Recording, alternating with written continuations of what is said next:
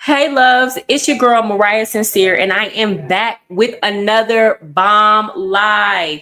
If you are returning to my channel, welcome back. Glad to see you here. Shout out to Mitch. He was the first person in my comments today. If you are new to my channel and you've been watching me for a while, go ahead and subscribe. Clearly you see some you like, so subscribe, get with the winning team. For those of y'all who don't know who I am a self-love coach who also does social and political commentary. I know that might seem like a lot to y'all, but I'm a Gemini, but I do it all.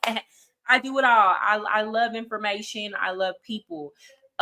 If you go back and watch some of my videos where I give life advice and relationship advice, and I've talked about my personal life, and you need some help with your personal life, please go to my website, ThePassportSis@gmail.com. I do life coaching for those of y'all who need to talk to somebody. If you're going through a rough time and you need help navigating through that, I got you. Trust me, I've been through a toxic childhood, traumatic job, traumatic relationships, and I've been able to get on the other side of all of it. So I actually decided I wanted to change my life again. I'm constantly reinventing myself. Last year I moved to Medellin, Colombia, so that's where I'm coming at y'all live from. Now, with that said, if you're just now coming in, please hit the like button. And share my video if you care. Now, with that said, I have a lot of people who, I don't want to say a lot of people who unsubscribe to me, but I'm one of those people. I'm going to warn y'all now. If you want to follow somebody who is going to pander to you and tell you what you want to hear about everything, this is not the channel for you, because I take every situation on a case by case situation, and I'm consistent, and things have to follow a specific line of logic for me. If it does not make sense, or if it is not consistent with my other viewpoints, I'm not going to say it just to appease my subscribers. I am very happy and grateful for the people who choose to subscribe to me and to watch me, because honestly, you could be doing something else with your time, but you choose to be here with me. So I take that seriously. But with that said, yes, I want to be successful on YouTube, but I don't come on here with the mindset of I need to make money, so I need to put myself in a box to make sure that y'all keep coming back. That's not me. And some people are going to have a problem. Now, here's the thing. I've said it before, I'll say it again. I am an independent who is conservative leaning. I used to be a Democrat. And when I was a Democrat, I criticized the hell out of the Democrats when they were wrong. Do not expect anything less of me now that I lean conservative and have joined the MAGA movement. Don't expect anything less of me. I'm going to give credit where credit is due. I'm going to say when things are correct, and I'm going to like applaud Donald Trump when he is fulfilling his promises. But when he is not fulfilling his promises and is doing the opposite, or if I feel like it's harming the American middle class, I'm going to say something about it every single time, because my ego is not involved in politics. My loyalty is to the people first and foremost, right? I care about how the actions of our government affects the average working class Americans. So I don't get caught up in attaching my ego and identity to a political leader or a political party.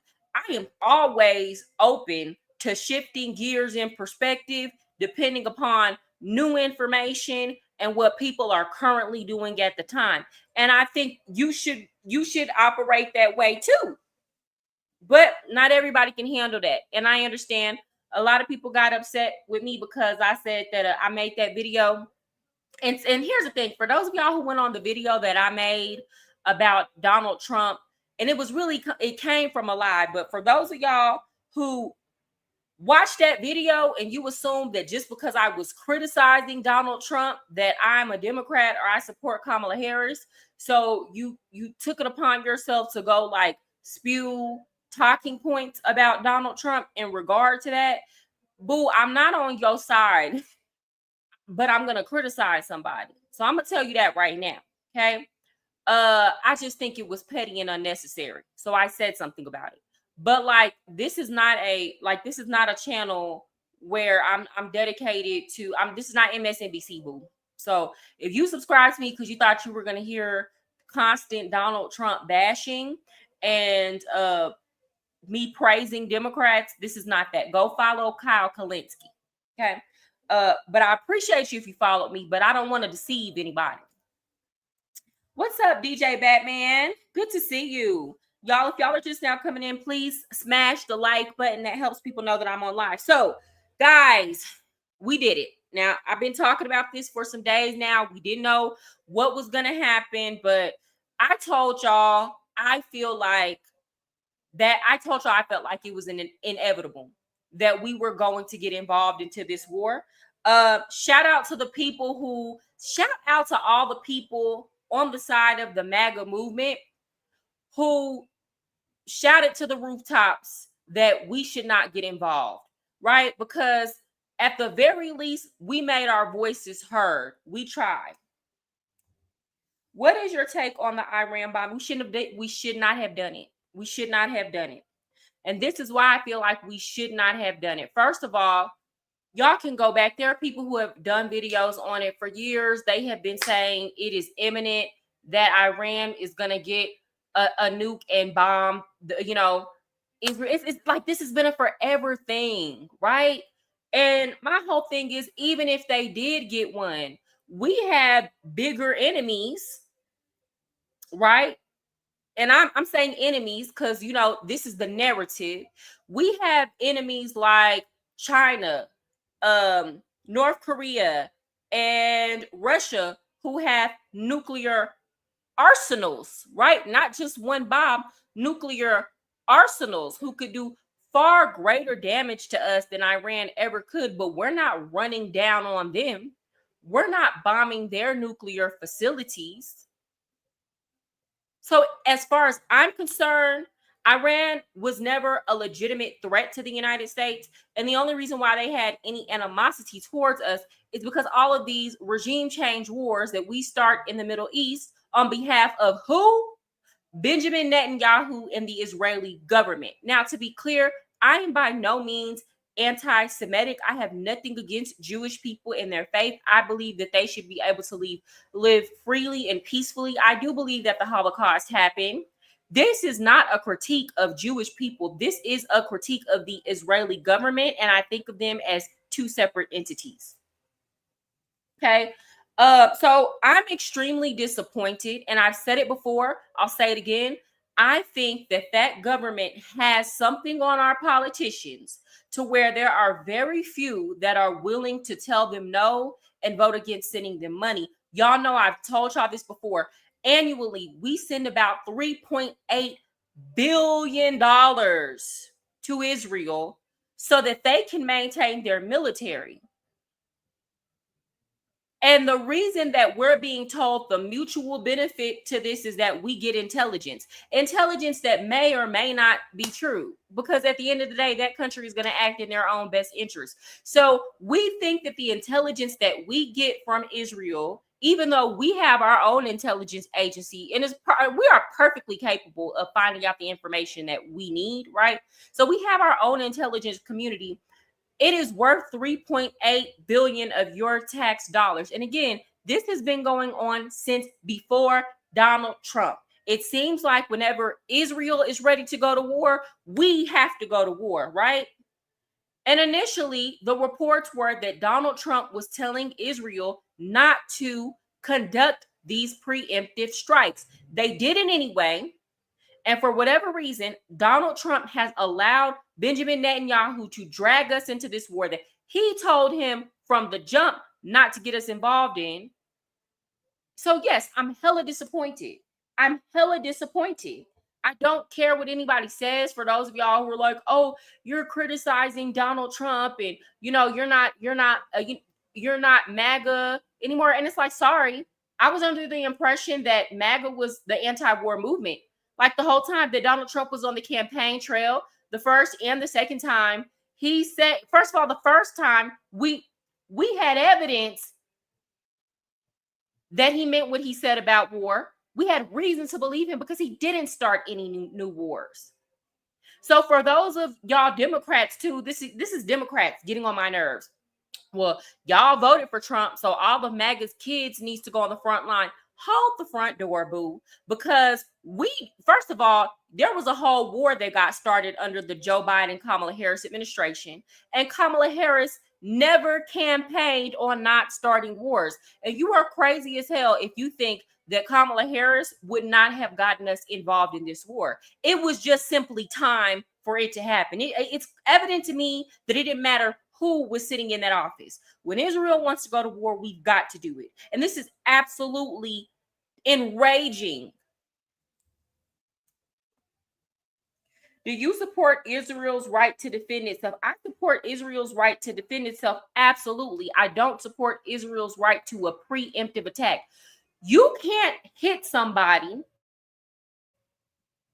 and then say, I hit them because I thought they were going to hit me. No, you're going to jail, right? You're going to jail. You're going to jail. It's not self-defense at that point. Especially considering the fact I pulled up Tulsi Gabbard testifying in front of Congress saying that they didn't have any reason to believe that Iran was close to obtaining a nuclear weapon. And Donald Trump said, and this is after, mind you, all of this is after. He's saying this after Israel already preemptively struck Iran. Then he says Tulsi Gabbard is wrong. Well, if you don't trust your own, if you don't trust Tulsi Gabbard and you appointed her, then what was the point? What was the point? Watch out for them boys with the little hats. Yeah. And you know what, again, this is nothing against Jewish people. I am absolutely not anti-Semitic. Benjamin Netanyahu is evil. He is evil. I don't care what anybody says. This is evil. To be in support of war, and I already went through in my last live, for those of y'all who were going to come in here talking about the prophecy, I broke that prophecy down to the white meat. I read it word for word. I don't understand how y'all can feel like in this specific context and situation that prophecy applies, because there are some major differences, but I won't even go into that. Shout out to the MAGA movement that is keeping them honest. Shout out to the people like Candace Owens, who was calling this out. One person that's really getting on my nerves right now is that Officer Tatum. He's getting on my nerves, okay? And I used to like Officer Tatum, but it is evident to me that there are YouTubers on the MAGA side who are bought and paid for. Do you know why I know they're bought and paid for? Because they're not following their usual lines of logic. They're not. They want to cater to the emotions of particular people. And I don't like that. And I'm pretty sure the vast majority of MAGA did not know that the agenda on this small faction in the MAGA movement was for us to go to war with Iran. We did not know that. Nobody told us. I'm sure they didn't even tell Donald Trump when he was running. Nobody told us. So this is news to us. Excuse us for being pissed off. Okay. So basically, guys, what happened is we conducted some airstrikes and we bombed Iran's 3 nuclear sites. So basically, we destroyed them. Now, that just sounds wild to me, because I'm like, how do you bomb? And I'm not a nuclear scientist, but like, how do you bomb nuclear sites? Maybe I watched too many movies, but like, how do you bomb nuclear sites and there's not mass devastation? Unless there wasn't enough uranium being enriched there to cause mass devastation. I don't know, right? I don't know what mechanisms that they used to bomb those sites to where it was like a regular bombing happened. You know, maybe it is a lot of devastation and we're just not seeing it on the news. So I don't know. I'm not a nuclear scientist. I don't purport to be, but I'm hella confused about that. Hey, Sheba, what's up? Hey, girl. Hey, chat. This issue is so wild. Be glad you were in Colombia right now. It's crazy, you know. And I'm gonna do a live tomorrow about the wartime economy.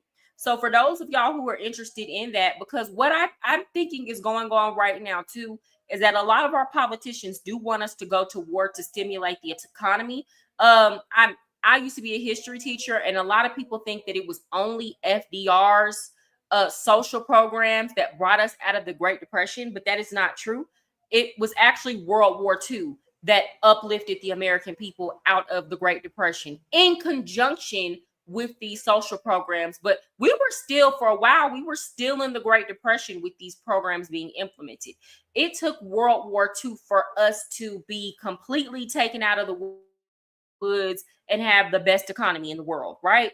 And that is not that's not me being in support of war. That's just a simple reality of what happened. So anyway, guys, JD Vance came out and made a statement about this. Y'all, please hit the like button if y'all are just now coming in. And I want to play it. And the reason why I think this is important is because JD Vance is supposed to be the future of the Republican Party, right? And as far as I'm concerned right now, again, I told y'all I am a conservative leaning independent person. I'm going to go with who I think has the American people's best interests at heart.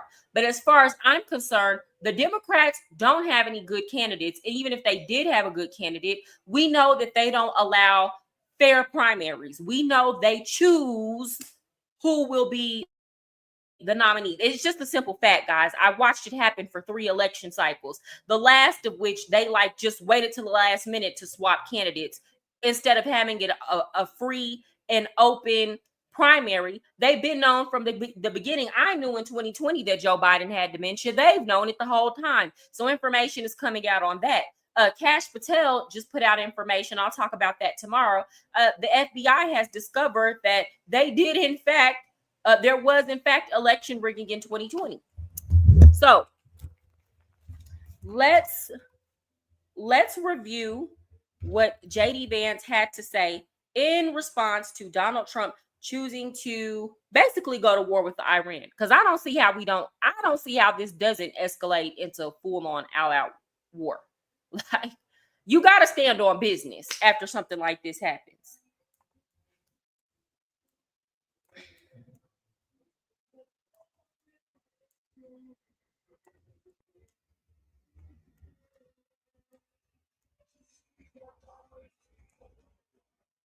Vice President JD Vance. Mr. Vice President. Sorry, guys. This is on ABC News. And thank you for joining us. The big question is the United States now at war with Iran? No, we're not at war with Iran, John. We're at war with Iran's nuclear program. And I think the president took decisive action to destroy that program last night. JD Vance, I like you, sir. I think you're a real big stepper. You're a great debater. I like how you go over there and talk to them folks overseas. I like you, sir. You know, you're supposed to be the prospect for 2028. But what you not gonna do is get on this here TV and talk to us like we slow. We're not at war with Iran. We're at war with Iran's nuclear program. Who is running the nuclear program? Oh, okay. Okay. Don't do that. Don't do that. I don't like that. Check yourself. If I could step back a little bit, we have to give an incredible amount of gratitude to the troops who did an amazing thing last night. Think about this, John. They flew thousands of miles away, a 30-hour nonstop flight. They never touched down on the ground, and they dropped a 30,000-pound bomb on a target about the size of a washing machine. No military in the world has the training, the skills, and the equipment to do what these guys did last night. I know the president and I are both very proud of them. And I think what they did was accomplish a very core American national objective. Iran cannot have a nuclear weapons program. The president's been very clear about this. And thanks to the bravery and competence and skill of our great pilots and everybody who supported this mission, we took a major step forward for that national objective. Okay, so I see what he did there. Look, the troops who conducted that operation, they were just doing what they were told to. That they were doing a directive on behalf of our president, right? So I'm sure they did an amazing job. We have the best military in the world, right? but the order shouldn't have been given, in my humble opinion. Right. It was so obvious Biden wasn't all there mentally, and they waited until the last minute to push him out. Girl, and the crazy thing was the Democrats was going to go out and vote for him again, a second time, knowing he had dementia. That's crazy. And again, I said this earlier. I'm going to say this again. If Kamala Harris was sitting in that Oval Office, the outcome would not have been different. Matter of fact, I believe we would have acted sooner. And then on top of that, we got the situation. They would have been egging the situation on between Ukraine and Russia. It was just simply time for this planned war to happen. JD is definitely a more articulate speaker than Trump. He is, girl. But you know, you are Aquarius and I'm a Gemini. So things that he can get past certain people, he can't get past us, girl. But he's very articulate. He's very brilliant, which is why I would like him to watch himself right now, because he is supposed to be the future of the Republican Party. So he has to consider the things that he does and says. And I know he's Donald Trump's vice president, but this is not good for MAGA. It's not good at all. I agree. The outcome would have been the same as well. Yes. And here's the thing. Kudos to people on the MAGA movement who chose who we thought would be the anti-war candidate. And not just thought, we had evidence to support that. Donald Trump didn't start any new wars during his last presidency. He was able to negotiate with countries. So it's not like we were just dumb and blindly following. Again, I was a person who had to be won over. Okay, I didn't like Donald Trump when he first ran. So again, for all these liberals and Democrats criticizing us, y'all's candidate was offering absolutely nothing but a $6,000 income tax deduction for you having kids. Right? But she never not one time said that she was going to end any wars or not begin any wars. So we were going based on a previous pattern of behavior that Donald Trump had and him verbally stating that he would continue that behavior. So to try to act like people who supported Donald Trump were dumb, at least we had something to go on. Guys, please hit the like button if you're just now coming in. Last night. It certainly was a complex and overwhelming mission. 125 aircraft involved, we are told. Can you say definitively that Iran's nuclear program has now been destroyed? Sorry, y'all.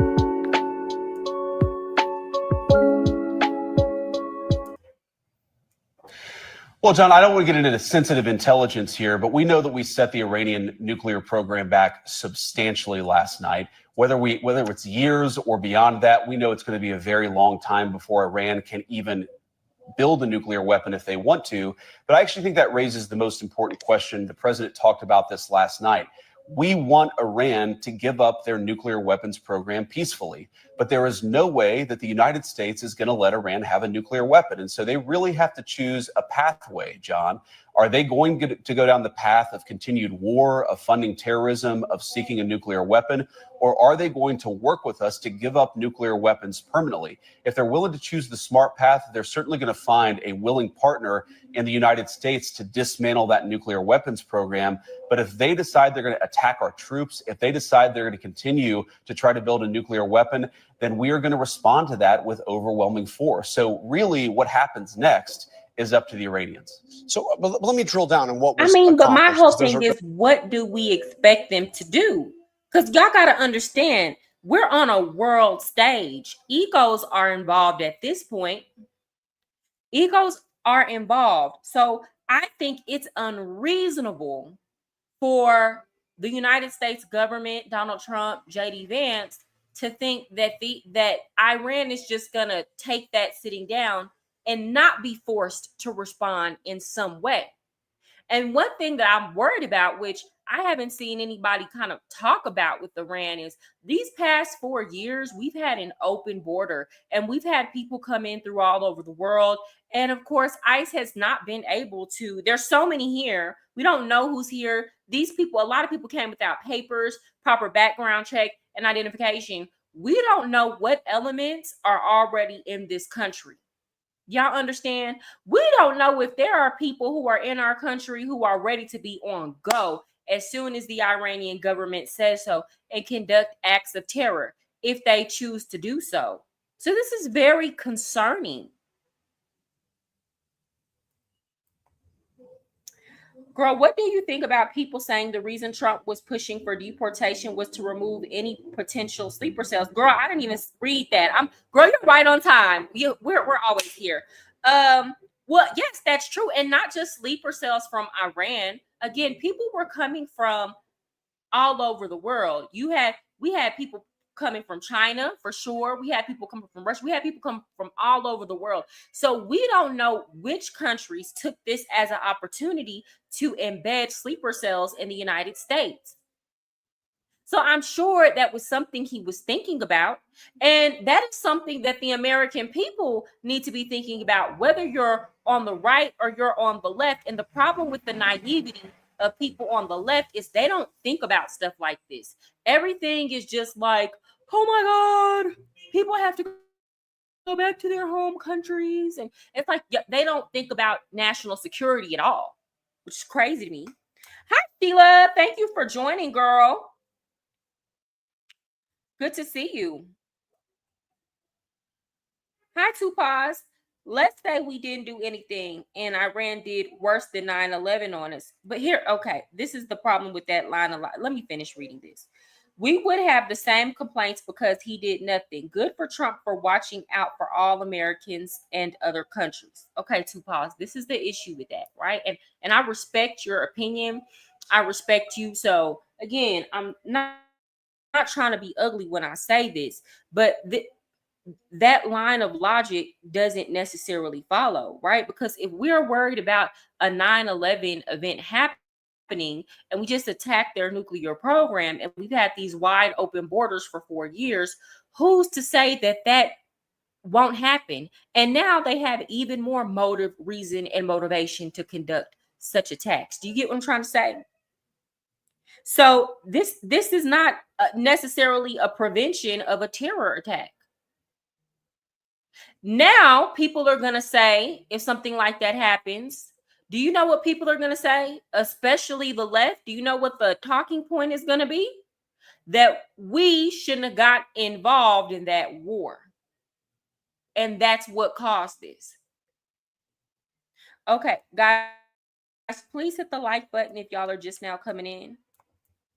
There's a report this morning in the New York Times that Fordo, that deep underground enrichment facility, was severely damaged, but not fully destroyed. But the president said last night the enrichment facilities have been completely and totally obliterated. Can we say that definitively, or are we just not sure yet? I mean, have those facilities been obliterated? Well, John, what was severely damaged versus obliterated? I'm not exactly sure what the difference is. What we know is one, nuclear I mean, program back JD Vance, you know what the difference is between severely damaged and obliterated? He is very smart. See, I don't like this. Stop playing games. Obliterated means it's no longer, it doesn't exist anymore. They no longer have the capability to enrich the uranium. Severely damaged means there's a lot of damage done to it, but the program, they could possibly get it back up and running, or it might require some maintenance, but they'll still be able to operate. Maybe, maybe not. They have to see. JD Vance, you are smart. I like you, sir. I like you a lot, JD Vance. Don't do this. Don't do this.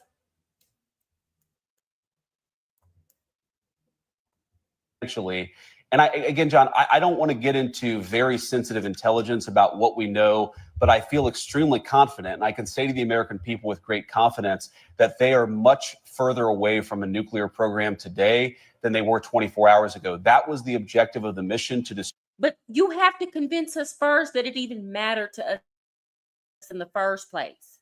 Why does it matter if Iran gets a nuclear bomb when there are other countries who we have far greater problems with, who have whole nuclear arsenals? But we're supposed to be convinced that Iran is such an imminent threat that we had to go bomb them. When again, like I said before, we haven't went and bombed North Korea, right? And allegedly they don't like us either. We have a worse track record with Russia. We're not rushing to go bomb them, and they could wipe us off the map. Same thing with China. So why the sense of urgency? This seems like it was more of a problem to Israel. They don't have nothing to do with us. And again, I know some of y'all are going to be upset because of some things that you read in the Bible and the way that you have chosen to interpret a prophecy. Again, I went over that prophecy during my last live. The shoe doesn't fit here. In this particular situation, no, it don't go. The shoe don't fit. But you're free to believe what you believe. I don't believe in this cause. I don't believe in this war. Destroy that Fordo nuclear site and, of course, do some damage to the other sites as well. But we feel very confident that the Fordo nuclear site was substantially set back, and that was our goal. The UN's atomic energy watchdog said that Iran had 900 pounds of highly enriched uranium. What do we know what has become of that? Was it destroyed in this attack? Do we know? That's a big we're going to work stockpile. in the coming weeks. Yeah, John, we're going to work in the coming weeks to ensure that we do something with that fuel. And that's one of the things that we're going to have conversations with the Iranians about. But what we know, John, is they no longer have the capacity to turn that stockpile of highly enriched uranium to weapons grade uranium. And that was really the goal here. Uranium is not that difficult to come by, John, but enriching uranium up to the point of a nuclear weapon, that is what the president put a stop to last night.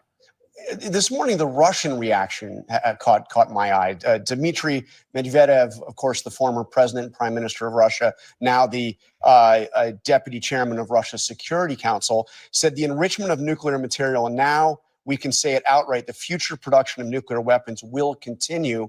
A number of countries are ready to directly supply Iran with their own nuclear warheads. What do you make of that Russian response? And are they off base? I mean, they're saying that the nuclear program in Iran is still well underway. Okay, so Este video que estás it's viendo not no es just real. Russia that made a statement. China made a statement too. This is the reason why this is so dangerous, y'all, because this is going to put us in another proxy war with people who actually are a real threat to us, right? So you're going to have the United States backing Israel in this situation, and you're going to have China and Russia, two nuclear superpowers, backing Iran.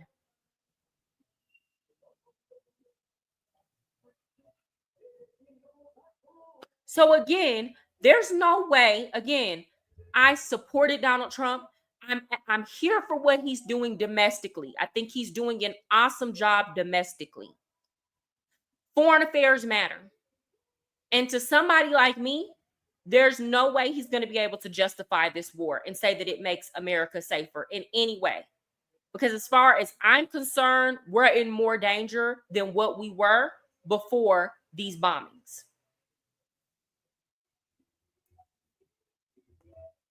My understanding is that a World War III isn't a potential threat unless Russia or China interferes and attempts to help Iran, which Russia is already stating that they will.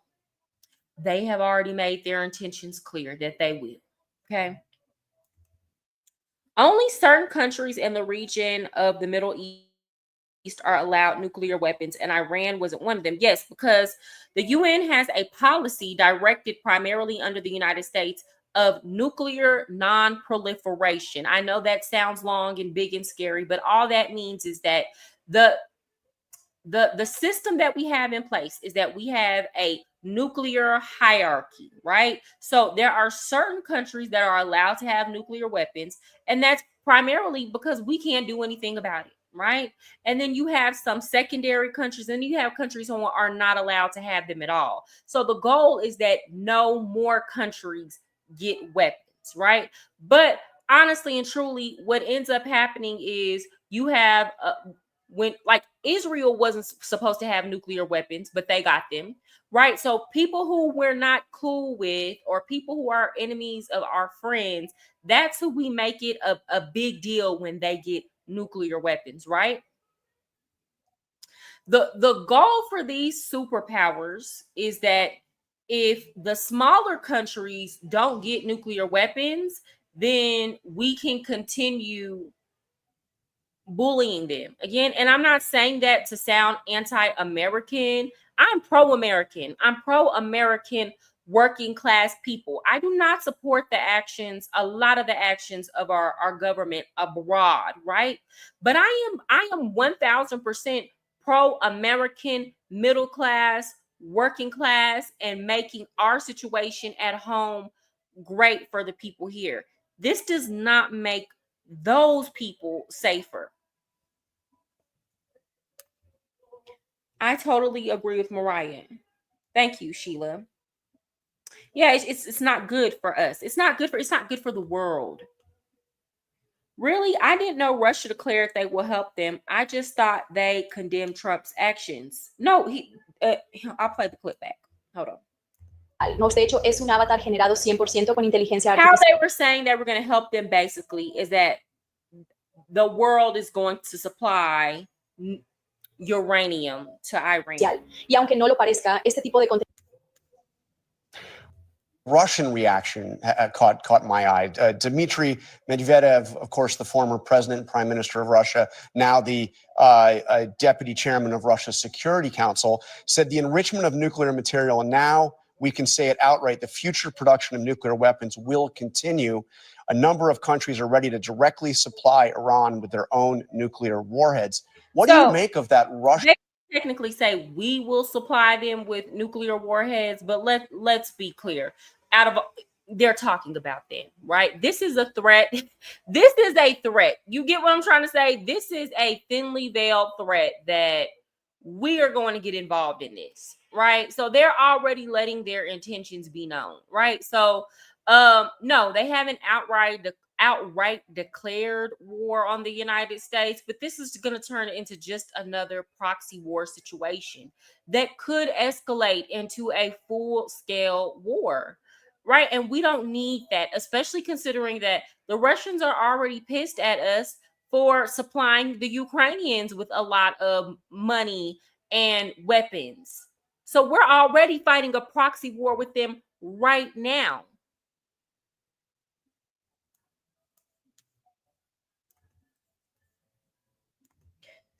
Yes, Israel weren't supposed to have them either. That's right. They're not. They're supposed to be under our nuclear umbrella. Wow, I totally missed that part. Yeah, that's basically them admitting it. That is a threat. Yes. Response, and are they off base? I mean, they're saying that the nuclear program in Iran is still well underway. Well, first of all, I think it's a bizarre response, but I also don't know that that guy speaks for President Putin or for the Russian government. One of the things that we've picked up, John, in our conversations with the Russians over the last few JD Vance, you know that man would not have even been allowed to make that statement if he wasn't. And here's the thing, Putin ain't came out and said that man doesn't speak for him. So we can assume he does. few months, despite our many disagreements, of course, with the state of Russia, they've been very consistent that they don't want Iran to get a nuclear weapon. And this is what I think many commentators underappreciate about what the president did last night. Iran having a nuclear weapon, nuclear proliferation in the Middle East is a disaster for pretty much everybody. It's one of the few issues where Russia, China, and the United States have broad agreement is that we don't want to see a nuclear arms race in the Middle East. So what the president did was very— You know what? I'm going to be fair here. I'm going to play devil's advocate. I will play devil's advocate. It's not that I think that Iran is a direct threat to the United States, but the Middle East is so unstable. And a lot of those countries like hate each other in an insane way. Like it's not peaceful. Like over here in the United States, like we're not going to war with Canada and Mexico and all these other countries, partly because they can't do anything to us. But it's not just that. These countries aren't going to war with each other. You don't have Colombia going to war with Ecuador, and Ecuador going to war with Venezuela, and like countries that can actually that can actually do something to them. Like even in that situation, we're not over here warring constantly in the West, right? But the Middle East, it's a situation where there's such a hatred and such a vitriol that like I could see a real nuclear war popping off over there. And of course, that's not good for the entire planet, right? But like, let's be clear, Pakistan has a nuclear war. Sorry, Pakistan has nuclear warheads. And they're right next door to their sworn enemy, India, which is in, technically Asia, well, the Middle East, most of us are considered Western Asia, right? But yeah, so there are already countries who have nuclear warheads in the Middle East, and we are not bombing their nuclear facilities. I feel like those 3 sites were empty as Iraq had plenty time to move any uranium. Sorry, I'm behind on the stream. No, that's okay. And you know what? They could have been preparing for this. And that's what I'm saying. What I'm getting from JD Vance, that we don't know if the operation was successful. They are saying it is successful. We don't know. And it seems like these nuclear sites are very far underground. The way they probably are able to detect them is because you can detect radiation and things like that. So I would say it is probably very hard to hide a nuclear enrichment site. I don't know if it's impossible though. I don't know. Guys, if you're just now coming in, please hit the like button. Important. I'll let President Putin speak to what the official Russian position on this is, but I feel very confident that both for Russia, for China, and most importantly, of course, for us, we don't want Iran to have a nuclear weapon. And I think that that goal is going to continue to animate American policy for the next few years. President Trump last night also threatened additional military action if Iran retaliates or if peace does not come quickly. How quickly are we talking about? Are we talking about days? Are we talking about weeks? Well, look, John, I'll let the president make those determinations, actually, but we're now going to have a serious conversation about how to get rid of Iran's nuclear weapons program permanently, meaning they have to choose not to have a nuclear weapons program and they have to give this thing up. Now, if you go back a little bit, John. That's not fair, though. So they don't want Iran to enrich uranium at all. That's part of the reason why we're in this situation. I told y'all about this several times, how the reason why Iran would not sign the deal, right? And then Israel attacked them over it was because the terms of the agreement were that Iran not enrich uranium at all, that they don't have any type of nuclear program at all. And many countries that don't have nuclear warheads do have nuclear programs for energy purposes. So we were asking them to basically say, sign away their rights to have access to nuclear energy as well.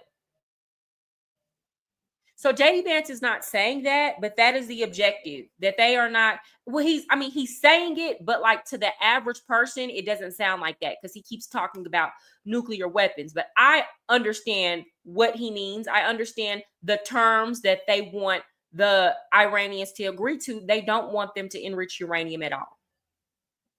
And they're going to have a very hard time getting the Iranians to come to the table on a deal like that.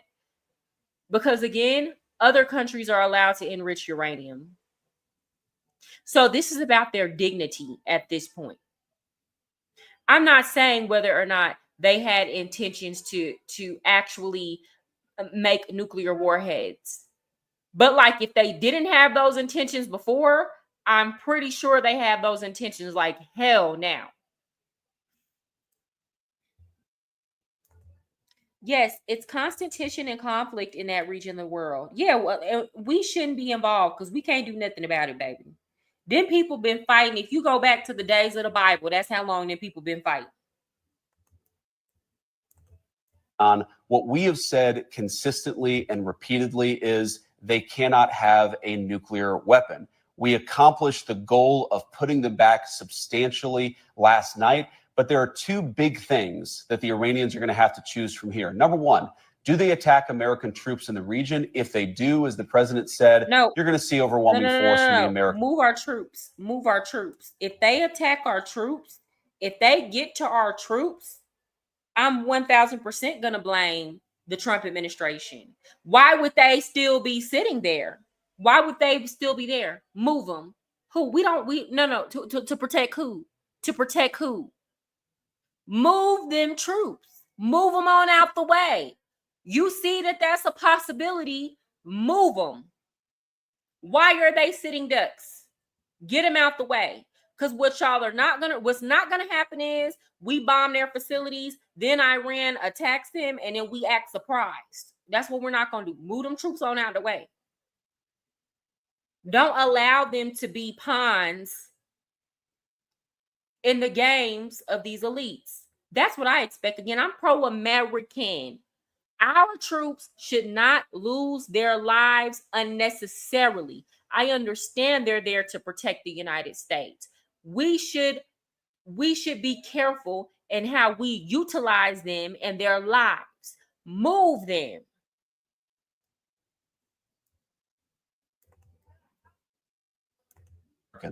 If they continue to pursue a nuclear weapon, you're also going to see overwhelming force from the American people. So we've got the ball. People, we don't want this.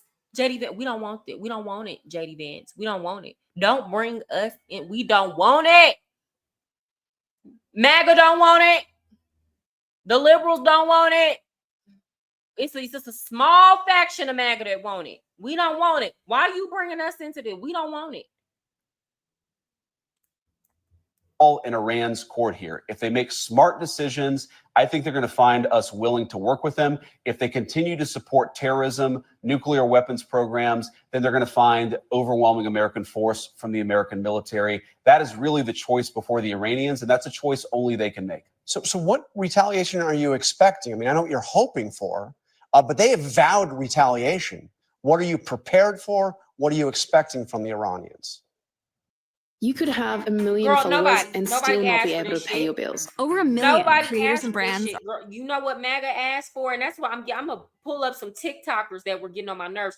Y'all know what MAGA asked for? MAGA asked for closed borders. Okay? MAGA asked for no gender mutilation of children. Okay? MAGA asked for clean food and drugs via MAHA and RFK, okay? MAGA asked for affordable gas prices. MAGA asked for mass deportation. MAGA asked for not having to compete for jobs with people who are not even supposed to be here. That's what MAGA asked for. Nowhere in there did we give a damn about what was going on between the Iranians and the Iraqis. Matter of fact, MAGA asked for an end to the our participation in the Ukrainian war and funding that war. MAGA asked for no new wars. We specifically asked for this. That's what MAGA asked for. That was what was promised to us. When Donald Trump got in office, he said promises made, promises kept. He was doing good. He was on a roll. He was on the roll here. We had reason to believe that this was not going to go this led. So we know what the majority of MAGA voted for here. Let's be clear. Oh, yeah. MAGA voted for no taxes on overtime. We do not care about what's going on in Iran and in Israel and them folks over there. We do not care at all, though. Folks are trying to pay their bills, keep the lights on, make sure they have food on the table, put gas in their car. And that's becoming hard. Like that's been hard. This is not a Trump thing. For the past 4 years, been hell on the American people. We asked for a reduction in government spending. Do y'all know how costly it's going to be for us to fund the war? And again, like I said, we already give Israel $3.8 million. They so broke, they can't even fund their own government. We got to pay for it. We they sugar daddy.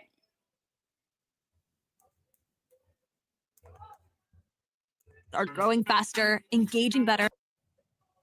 Well, it's always hard to guess what the other side is going to do, but what we're prepared for is if they attack us in a maximal direction, first of all, we have got maximum defensive posture. I think that we're going to be able to defend as many of our people as possible. And of course, I'd encourage Americans to pray for our guys in the Middle East because, yes, they are under a significant amount of duress and a significant amount of threat right now. But then, of course, John, if the Iranians attack us, they're going to be met with overwhelming force. And I don't think the president could be clear about this. If you look at what we did yesterday, John, we did not attack the nation of Iran. We did not attack any civilian targets. We didn't even attack military targets outside of the 3 nuclear weapons facilities that we thought were important to accomplish our goal of preventing Iran from having a nuclear weapon. So how Iran responds, I think, is ultimately the ball is in their court. But if you look at what we did, it was very precise, very narrowly tailored to our objective. And if the Iranians decide to expand this, then that's ultimately their decision. Well, I hope that's true. I hope it was as precise as what they were saying. I do hope that those sites were not located near any civilians or residential areas, because I remember when Israel came out, I talked about that. It was at my last show, how they said that their attacks were targeted and the attacks were targeted towards nuclear scientists. And it's like, yeah, but you bomb them in their apartment buildings, and they're like, these are big, massive the whole apartment building is obliterated. Like, what are you talking about? And CNN reported that Iran actually did take heavy civilian casualties, but Israel was trying to make it seem like Iran was in the wrong because when they bombed them, civilians actually got unalived. And it's like, yeah, but it happened when you did it first too. So like, you can't act like you're taking a moral high ground here. So I really do hope that these attacks were as targeted as they are claiming that they are. And the president of the United States will respond in kind. So you're raising the real possibility that this is not the end of this conflict, but the beginning of this conflict. You know, U.S. response to Iranian retaliation. There's one thing the president has been really consistent about throughout his entire life in politics, and that is the idea of no more wars. Let me play you what he said on election night and, of course, at his inauguration. I'm not going to start a war. I'm going to stop wars. We will measure our success not only by the battles we win, but also by the wars that we end, and perhaps most importantly, the wars we never get into. This is what people voted for. And again, for people were saying, y'all were stupid to believe that anyway. No, we had evidence to believe that, because he didn't start any new wars during his first administration. So we had no reason to believe that we were going to get taken up and through there, which is more than what we could say about the Biden-Harris administration. Okay? So save it. So let me ask you, what do you say to those, including some of the president's strongest supporters, who are really worried this morning that the United States is now involved in yet another protracted war, conflict, whatever you want to call it, in the Middle East? Well, first of all, John, I think the president has been very clear that we are not interested in protracted conflicts in the Middle East, but there's a question about how do you achieve peace? And we believe the way that you achieve peace is through strength. We took a very narrow and limited approach to destroying the Iranian nuclear program, John. That's what the president did. And I think that, more than anything, is going to ensure peaceful resolution in that region of the world. You can't be weak. You can't sit there and allow the... How is that? First of all, we can't create a peaceful resolution in that part of the world. Here's the problem. And again, a lot of my Christian audience might get upset. But again, that part of, again, it's in your Bible. It's in your Bible. That part of the world has been warring since before Jesus walked this earth. Okay? That's how long that part of the world has been in conflict. And it's something about that area because, again, on this side of the world in the West, we're not constantly going to war with our neighboring countries. We're just not. Those people stay into it with each other. I don't understand how they think this is going to usher in peace when these people have already said and vowed to attack us.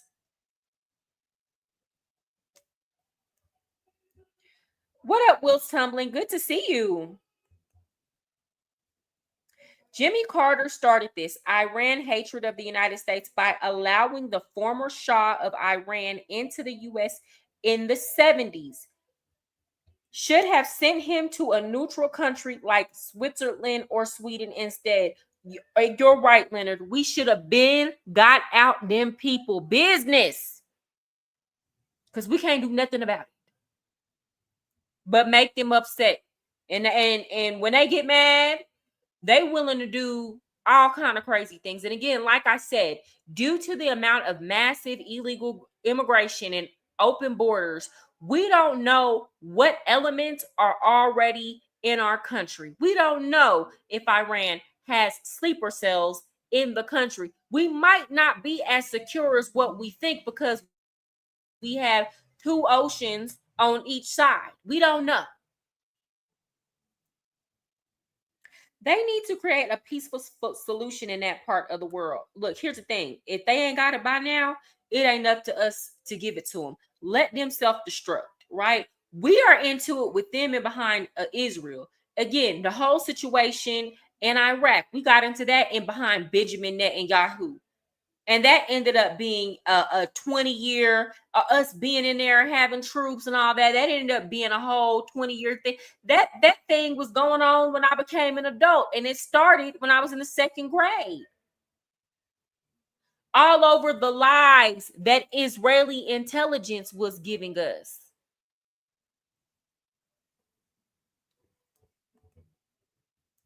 It's a lot of Persian, Iranian in this country, especially LA. And you know what?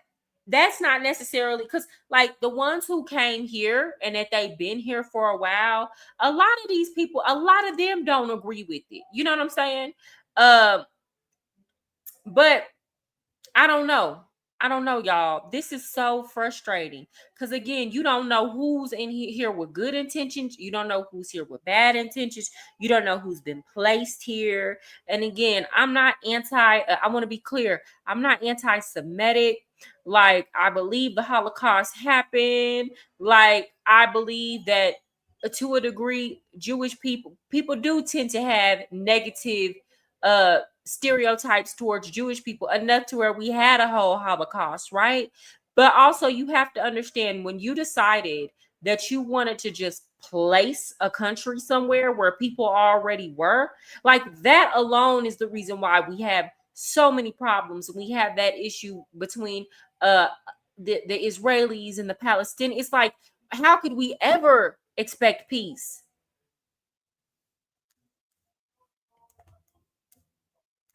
The Iranians to achieve a nuclear weapon, John, and expect that's going to lead to peace, it would lead to absolutely disastrous military conflict all over the Middle East. We don't want that. Our Gulf Arab nation allies don't want that. Israel doesn't want that. And it's one of the few issues, frankly, that unites the Arabians to the Israelis is none of them want the Iranians to get a nuclear weapon because they know that it would lead to the opposite of peace. And so I'd say to people who are worried about a protracted military conflict is, number one, the president, more than anybody, is worried about protracted military conflicts. That is not what we're getting ourselves involved in. What we're getting ourselves involved in is a very targeted effort to eliminate the Iranian nuclear program. That will continue to be the goal of American foreign policy. And it's that goal that is going to motivate our action in the weeks and months to come. But this was, as we discussed, a complex and overwhelming military action last night, and the president is vowing something bigger if the Iranians respond by retaliating. He's also raised the specter of targeting the supreme leader himself. As you know, earlier in the week, he said he knew where Trump, you can't be taking out. You can't be taking out leaders of countries, my guy. You can't do that. You can't be taking out leaders of countries. You know, the supreme leader is like, you know, their president, you know, just in different form. You know, you can't be doing that, sir. That would be like somebody taking out the president of the United States. Let's be for real. It's a lot of hold on. Oh, it's a lot of Persian Iranians in LA had to correct that. Okay, I get what you're saying. Yeah, yeah. And again, you don't know who's here for what, under what purposes. I'm honestly more on Israel's side, to be honest. And I could look, here's the thing. I could understand being on Israel's side. Like, but we can root for them from the sidelines. Like, why we can't watch them play the game? Why we got to be in the game? Why we got to get on the court? Like, we could empathize. Why can't we be like, okay, dang? Because here's the thing. We already give them $3.8 billion annually for their military. So my whole thing is, don't be fighting wars that you can't win. Because we done did our part. We fund your military. You know, so like, why can't we be like, oh my gosh, I'm rooting for you? Like, this should have been a situation. When Iran come to us with their problems, we should be like, dang, man, that's crazy. That's crazy. I hope that works out for you. That should be the attitude. When Israel comes to us with that, I'm like, dang, that's crazy. Didn't we just send you a check? Okay. We need to treat Israel like that broke best friend that always come ask for money. We need to treat Israel like how Craig and them did Felicia and Friday. You know what I'm saying? Like, no, I can't let you hold nothing. I already sent you like $3.8 billion this year. I ain't got it. What I had, you took. Hey, what's up, GMS? Good to see you. I told you I need to have GMS and Sheba back on soon. We should have never interfered at all. I mean, these people have been fighting since before Jesus came. Girl, they've been fighting since before Jesus put on them sandals and walked into Jerusalem. Girl.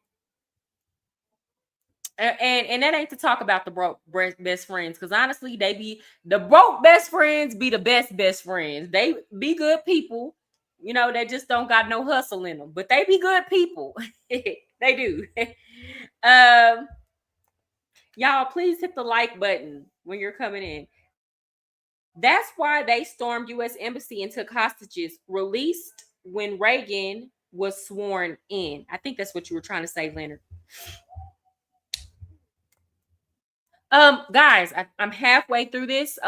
So again, for those of y'all who don't know, I do life coaching. I've done a video about all the struggles I've had to overcome during my life. So my website, ThePassportSis.com, is in the description box if you would like to book a coaching session. If you are trying to travel to Medellin, Colombia anytime soon, you can book me as a travel buddy. And I do lessons on travel conversational Spanish, particularly Colombian slang in Spanish, but I can help with other. If it's just you don't know any Spanish and you need help to get prepared for a trip, book me at ThePassportSis.com. I got you.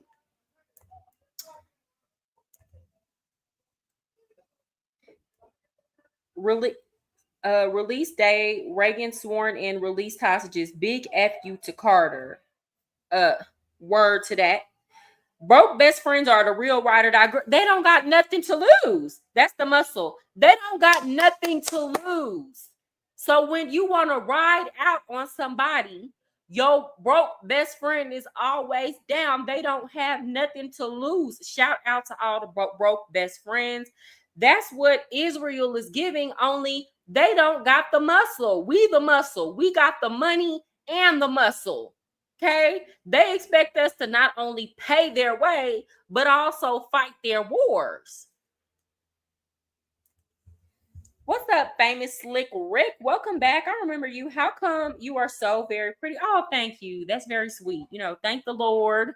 That's all. Thank you. I appreciate you.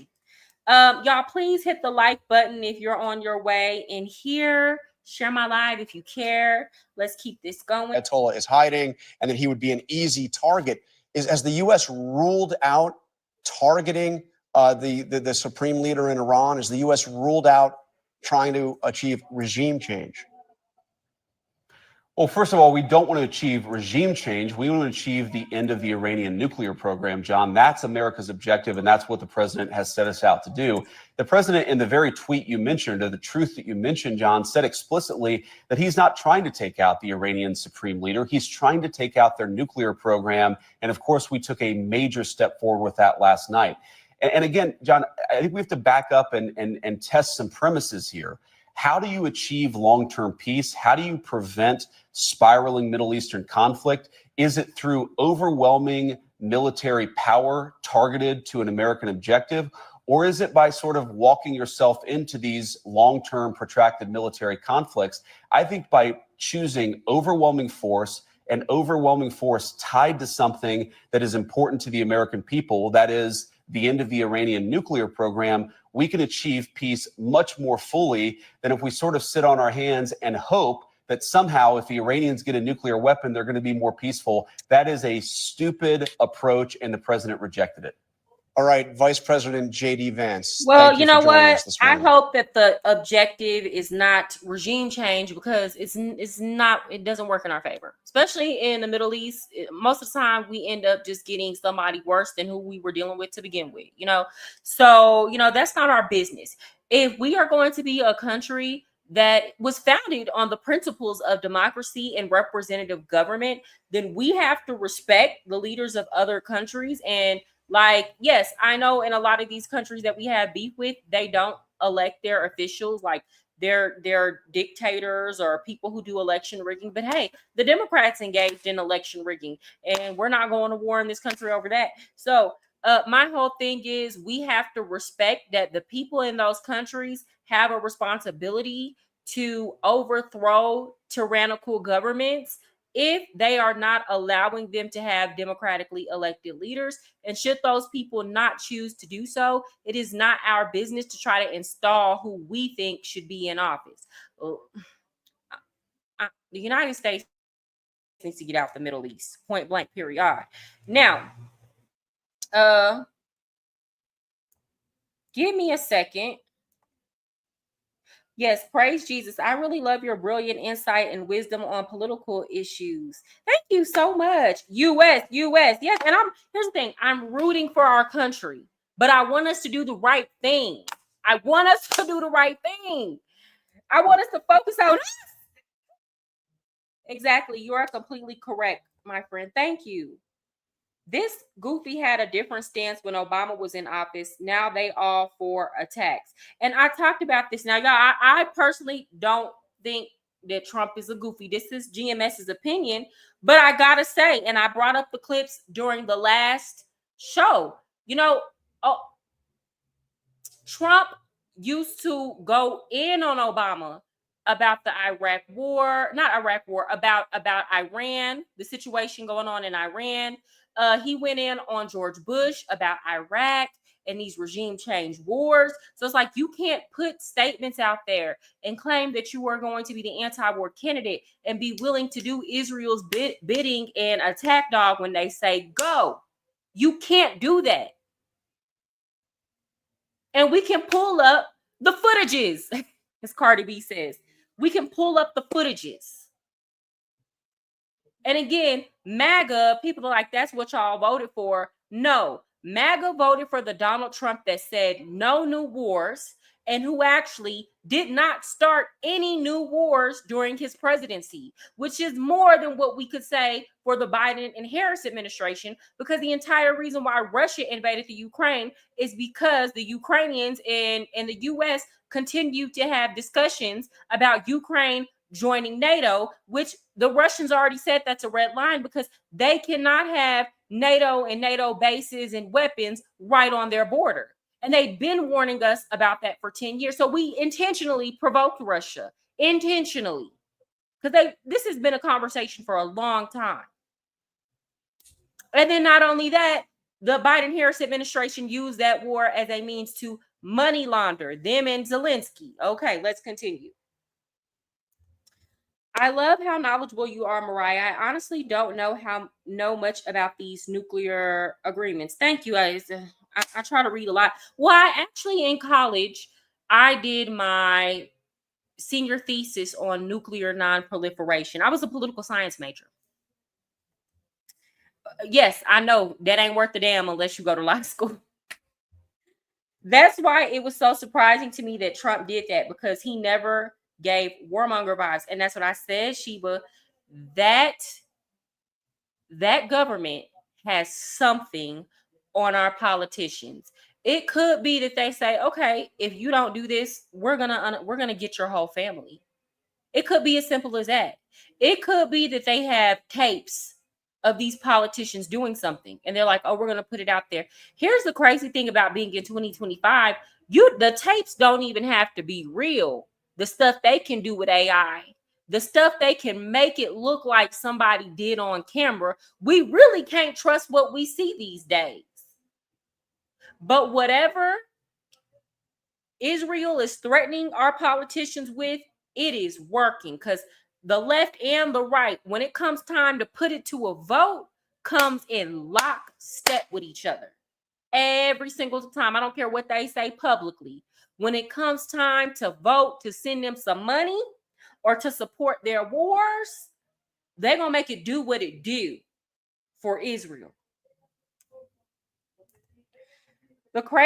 It's crazy the side-by-side contradictions you can use with the MAGA clan. I wouldn't say MAGA is a clan, because again, GMS, a lot of this is propaganda. If you've been and talked around real MAGA people are not in lockstep in this situation. You have a small faction of people in MAGA, again, who I didn't even know existed, who were like, yes, we're supporting this war. And then you have, if you go on a lot of these conservative channels, you will see a lot of MAGA people who were like, no, this is not majority. I would say the majority are saying, this is not what we voted for. We voted for no wars. And what I will say about MAGA that is a lot different than the Democrats, MAGA is willing to criticize their own publicly. So, which is why this is turning into an all-out civil war. But I do believe that the faction of the MAGA movement that support this war is very small. It just looks very big on the internet and people like amplify it. But at least we're having this discussion and people are able to criticize. Israel definitely has some dirt on us. They have to, because both sides always bend the knee to them. Yes. And that's why I say, I feel like I don't care who was in that Oval Office. Israel decided that this was their time to strike, and that this was going to be their time to start it. They've been wanting to get at Iran, and it doesn't matter who would have been in that office at this point in time. This is where we would be sitting. So it is what it is. Y'all, please hit the like button on your way in. My camera is about to die soon, but I will still be on.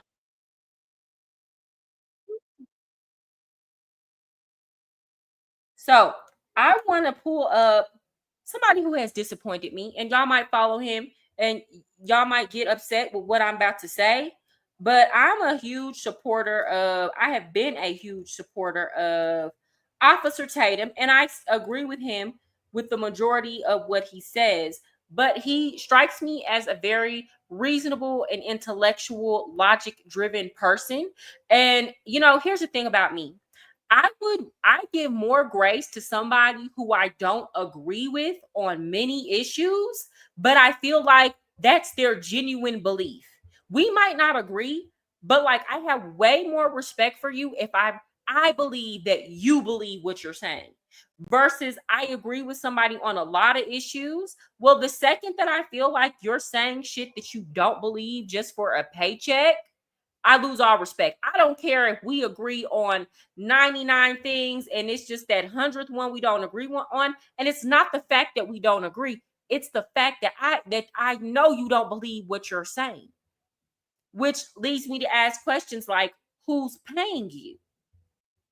I will 1000% be friends and kick it with somebody who I don't agree on anything with, as long as I think they're a good person and they believe what they're saying. So I'm gonna share this on Instagram. This is Officer Tatum's Instagram. So he is pulling up a clip that of Donald Trump speaking, and I want y'all to notice the title of this clip. So Officer Tatum has come out in full support of Israel and our involvement in this war, which is wild, in my opinion. So he says, here is multiple instances of Donald Trump saying Iran can't have a nuclear weapon on the campaign trail. Saying Iran can't have a nuclear weapon is not the same as saying we're going to go to war with them. He says, who changed their position? You or President Trump? No, President Trump definitely was the one who changed his position because he said no new wars. That's what he said. That's what he said. And that's what MAGA voted for. So all these mind games and manipulation, I'm not here for it. Hold on. You cannot let it happen because bad things will happen if that happens. But everybody stopped. They were ready to make a deal. We would have made a deal that was great for everybody. No nuclear weapons. You can't give them nuclear weapons. Now they can have a nuclear weapon.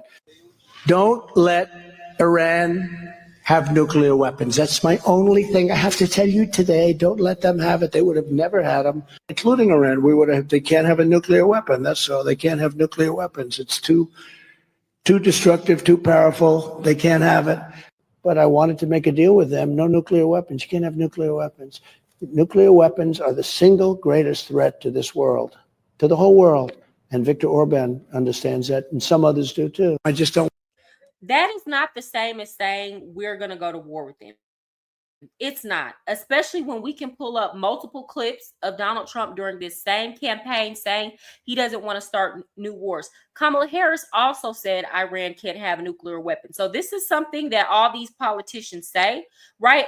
And not just that, Donald Trump was not only saying that Iran shouldn't have a nuclear weapon, he was the first person in a long time to actually talk about nuclear disarmament.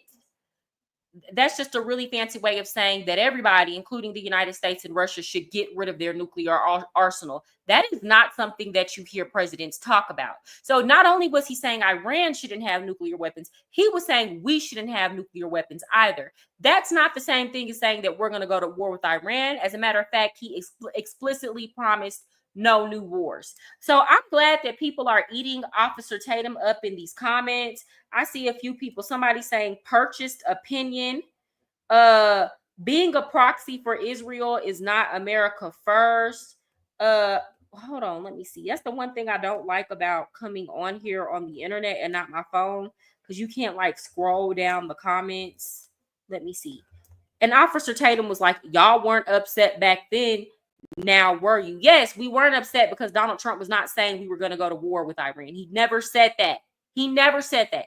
He just said they can't have a nuclear bomb. He's not the first and only world leader to say that.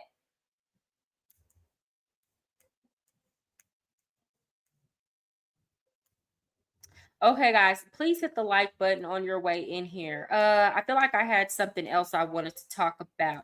Oh, okay. So I'm going to go to some TikTok reactions and then we're going to move on to that. Oh, no. I have to talk about this. So in my, there was a group chat that somebody sent a message and they were asking about the draft, right? And they were scared that the draft had got reinstated. So to be clear, I feel like we've been preparing to go to war for a very long time in the United States because I was a teacher last year, and during the Biden administration, the House in Congress actually passed a bill. It was called HR 8070, right? Service Member Quality of Life Improvement. I'm going to pull this up so that y'all can see it.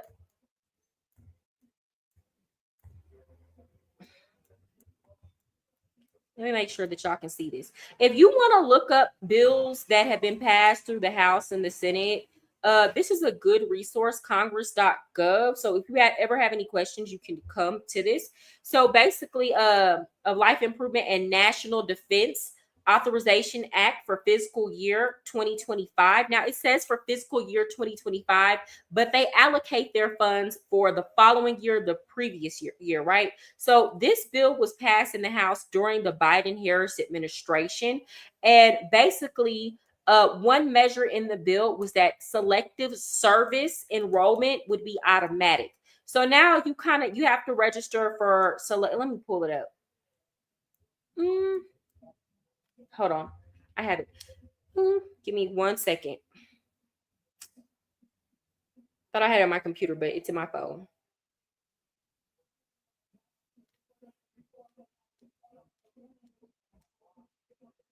Okay. So currently now, I'm going to go to, okay, so currently now the U.S. does not have an active draft, and it's an all voluntary military. So right now there's no active draft. And you have to register for the draft, right? So what this bill would have basically done is it's automatic. Like they already have your information as a U.S. citizen. They're automatically registering you for the draft when you become of age. It did not pass the Senate, right? So I don't know what will happen with this Congress, but as of right now, there was no draft. So there is a huge scare right now. A lot of people feel like they're going to get drafted, or a lot of people who didn't register for selective service feel like they might be registered. People are afraid for their kids. I would just say sit tight for right now. Okay. As of right now, there's no active draft. Let me see if I can find, did I delete that tab? Hold on. I can pull it back up and show y'all that there is no active draft.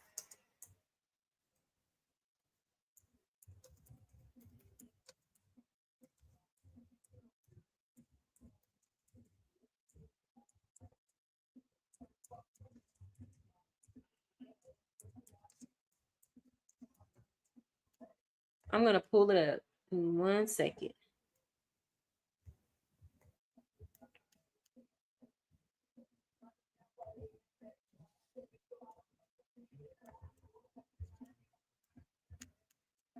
Active draft. Give me a second, guys.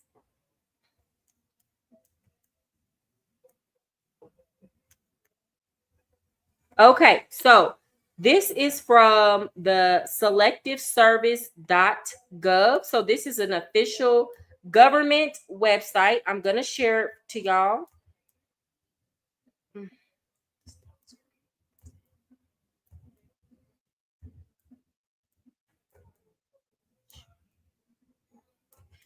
Guys, please hit the like button if you're on your way in.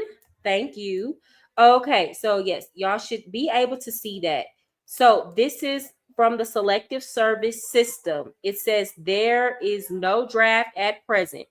In the event of a national emergency which required a draft, the following sections provide information on the sequence of events, different classifications which have been used in the past, postponements, deferments, and exemptions, and the peacetime medical draft. Okay, so if you ever have a question about selective service, you can go to this website, the Selective Service System.gov. Okay, that's where you can get all your information. GMS show says Russians got them Epstein file. It's something. I don't know exactly what it is. It's something. Okay, so you might be right on point, you might not. And I would hate to, I would hate to think that our president was involved in anything like that, and I'm not saying that he was, but something ain't right. Something ain't right to where we keep doing the bidding of Israel, and we as the American people have to acknowledge that. We can no longer bury our head in the sand about that. Another point that I wanted to bring up before I switch gears here and talk about what's going on. No, actually, I had a couple other things I had to talk about. What I do want to say is for everybody that's faction of the MAGA movement who is pro-Israel, maybe you're here. Maybe you can put your answers in the chat, because I don't want to come off as mean or ugly, but this is going to come off as mean and ugly. Are you willing to send your child, if you have kids, are you willing to send them to the front lines of this war, since you support it so much? And again, this is not me talking to all MAGA. This is my pro-Israel, my people who say that they support this war. Are you willing to tell your child to sign up? Or if there was a draft and your child got selected for the draft, would you still feel the way that you feel about it? Would you still feel like it's worth it? You know, because I feel like if you support this war, you need to get some skin in the game, right? It's easy to say you support a war and there's no skin in the game. I feel like y'all need to, I feel like you need to put 5 on it, you know? That's how I feel. Put some down on it. And I feel like if you're not willing to do that, then I don't want to hear what you have to say. I don't want to hear you being in support of other people's children being slaughtered. And it's not just being slaughtered. Let's not forget, in war, there's graping, pillaging, and plundering. Many women and children get graped during war, and even some men. So if you're down with your child being in that kind of environment, you know, or perhaps being a perpetrator of those type of activities, because let's be for real about what goes down during these wars, I would like for you to make sure that your child is actively registered for selective service. Okay. All right. With that said, I'm going to react to a couple of TikTok videos. So there's this young man right here who's saying he thinks that Trump planned to activate sleeper cells if he attacked. Here we go. Okay, we have some crazy breaking news. In fact, I'd argue that Donald Trump should be immediately impeached for this. According to NBC News, we are just now learning that before Donald Trump wagered war on Iran less than 24 hours ago, Iran told the Trump administration that if they did attack their country, they would activate a network of sleeper cells in America to attack America. So Donald Trump knew this and still decided to drop the bombs and start the war. Donald Trump knowingly... I mean, if he did it under coercion, then it is what it is. You know what I'm saying? Because at that point, he could just say, let's say if he attacked Iran and they activate their sleeper cells, he could just say Iran, you know, like, you know what I'm saying? He could just say Iran planted them here during the Biden-Harris administration, and he could just deny that he ever knew that they were going to be activated. You understand? He could just deny that. Put the safety of Americans at risk, the people of the country that he is supposed to be running. And this is on top of the harm that we are already expecting Americans to suffer if Iran goes through their decision to shut down the Strait of Hormuz, which would cause global inflation, making you pay more for everything, especially gasoline. I'd like to be clear, this isn't just not putting America first, this is putting America last. Well, no, we don't have to pay more for gasoline. We have our own gasoline. We have our own gas. We have our own gas. So that doesn't necessarily mean that. It's just the previous administration would not allow drilling of our own gas, and that what was that pipeline? I forgot the name of that pipeline. Y'all know what I'm talking about. So no, we have plenty of oil that we can tap into ourselves. It's just a matter of having a president that has the wherewithal to do it. This isn't just not being a good president. This is being a bad president that is actively hurting the people that he's supposed to be representing. So please get a hold of your representatives and call for Trump's impeachment. Here's my thing about calling for Trump to be impeached, right? I don't agree with that either. I do agree with this young man that this was none of our business, and this is not America first, and then it was a bad decision, and that we should just hold Benjamin Netanyahu to piss off. So I 1000% agree with that. But what I will say is I think it's foolish to call for impeachment because, okay, let's say they impeach Donald Trump. Who do you get next? JD Vance. well, if this is a situation where Israel has their claws in us so bad, well, he's going to do what they want to do anyway. So it's like you're going to switch the person out and you're going to get the same outcome, but because we haven't addressed the root issue of the problem. Furthermore, for those who want to impeach Donald Trump just because they don't like him in their politics, I've said this before, I'll say it again. JD Vance is far more conservative than Donald Trump. It's not even close, in my opinion. So if the issue is that you don't like conservative ideology, well, then all you would be doing is elevating the real big stepper in this situation. So no, I don't think that they want to have to deal with JD Vance, right? So, I mean, impeach him for what? Their best bet is to deal with Donald Trump. He's far more moderate on many issues than JD Vance. So, yeah, I mean, I don't know. It sounds like that ain't what they want. But again, when you're in your feelings and when you're in your emotions and everything is about whether or not you do or do not like somebody, then you make stupid decisions or you say stupid things and you don't even think about what you're saying, right? Again, if you impeach Donald Trump, JD Vance is going to be the president. That is how it works here in this country. Okay. There's not going to be some new election where a new president is chosen. No, that's not how it works. You're going to have to deal with JD Vance, which, you know, I'm not here's the thing. I don't think Donald Trump should be impeached. I do think that this is a situation where there is overstep. I do feel like before we do things of this nature, Congress needs to have a vote. But here's the thing. Congress, a lot of the times, they pretend that they don't like it when the president makes these type of decisions, but they secretly love it because then they don't actually have to cast a vote stating on the record whether or not they were or were not opposed to the war. So Congress is full of shit in many regards. Hey, Jamal, y'all please hit the like button on your way in. Hey, Mariah, I was watching the finals. Ain't realized you was on. No, it's okay. Don't worry. Thank you for coming.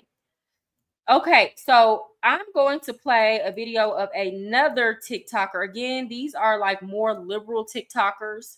A bunch of MAGA fans are now furious at Donald Trump after he struck Iran. They feel betrayed. Like this guy, for example, Harrison Smith, he works at the far-right outlet InfoWars and said, quote, "Welp, I was wrong. I trusted Trump to put America first and avoid the one thing that could derail MAGA. Based on his track record, his promises, I thought he knew better. We have been betrayed." And to Harrison, look, I don't know why you thought based on his track record and his tendency to break promises, you thought he would follow through on this, but you got played, buddy. Sneeko, who is a huge MAGA guy. What do you mean?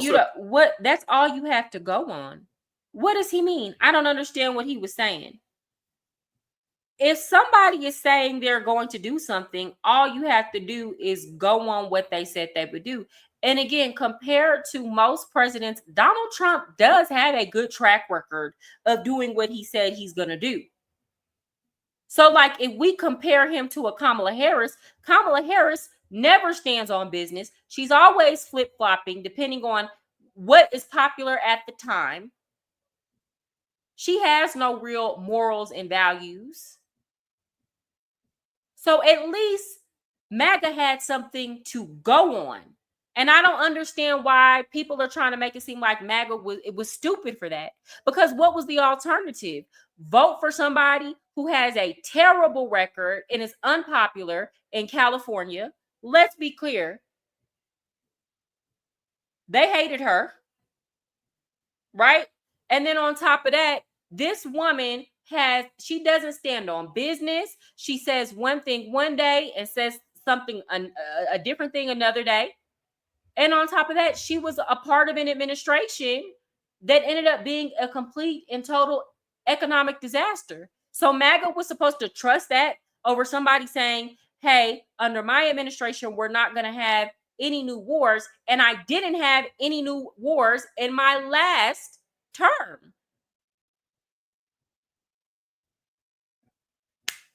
I'm struggling to understand. Furthermore, this was a man who won his primary fair and square. The Democrats wouldn't even let their constituency choose somebody to run. They sabotage people like Marianne Williamson and RFK in the primaries in 2024. Wouldn't even let them come on their networks and make their case. They've been known since 2020 that Joe Biden had dementia. It's been admitted that he wasn't even making or wasn't even privy to a lot of the decisions that he allegedly signed off for during his administration. And you have people like this who try to make it seem like the people in MAGA were the ones who were slow for trusting somebody who, first of all, was mentally competent, elected, and who had a pretty decent track record during his first presidency. No, that's what we're not going to do here. That's what we're not going to do. Furthermore, Kamala Harris never made any promises of no starting any new war. She wasn't going to do that. You know why? Because she already knew what time it was going to be when it came to funding these wars. That lady didn't know if she was coming or going. Exactly. Come on now. So that's what we're not going to do. Let me tell y'all, if a liberal ever say something to me like that in real life, I'm going to roast your ass into oblivion. Don't do that. Y'all have no room to talk here. Does MAGA feel betrayed? Yes. Is it our fault? No. Was there a better alternative? Hell to the mother. No. I don't know why y'all are using this as y'all opportunity to bring up Kamala Harris again. When that woman probably somewhere sucking on some eggplant, let me stop, like she did to get to where she was. Like, let that woman get down in peace. Let me stop.